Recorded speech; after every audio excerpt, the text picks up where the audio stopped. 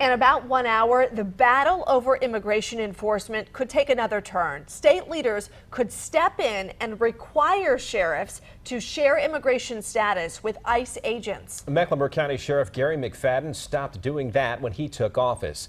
Channel 9's Tina Terry is live at the jail tonight. Now, Tina, you asked state lawmakers if they even have the right to get involved.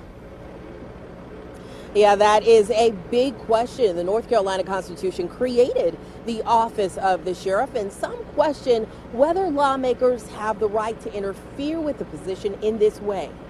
Mecklenburg, North Carolina. With signs held high, opponents of House Bill 370 and Mecklenburg County Sheriff took their last stand. It will be the beginning phase of the erosion of the constitutional powers of the sheriff. The bill would force Gary McFadden and other North Carolina sheriffs to cooperate with immigration officers by determining the immigration status of everyone who's arrested and honoring requests from ICE to hold certain prisoners. It says any sheriff or police officer shall be removed from office for willful or habitual neglect or refusal to perform the duties of his or her office. While it has great intention, may not withstand constitutional scrutiny. Attorney and former Union County DA John Snyder agrees with the sentiment of the bill, but sees legal challenges ahead, challenges he believes the state would lose. The sheriff gets their power from the North Carolina Constitution, not from the General Assembly.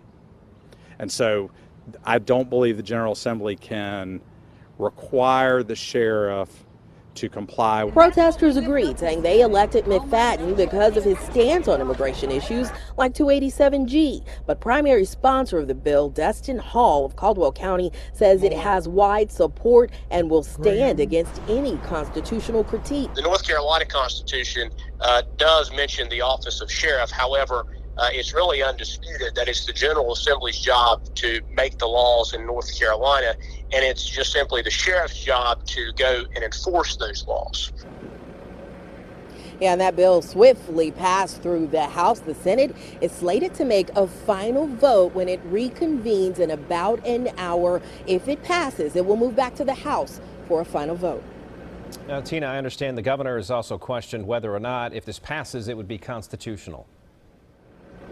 Yeah, Scott, he sent out a statement tonight questioning the constitutionality of the bill, and he is also signaling that he will veto the bill. However, Republican lawmakers believe that they have the votes that are needed to pass that bill through the Senate and House and send it to his desk. Back to you.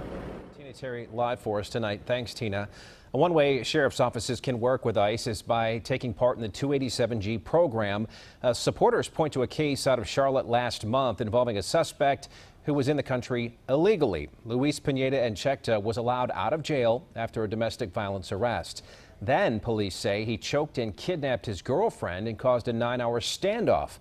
ICE agents say if they'd been notified the first time, he would not have been able to hurt his girlfriend.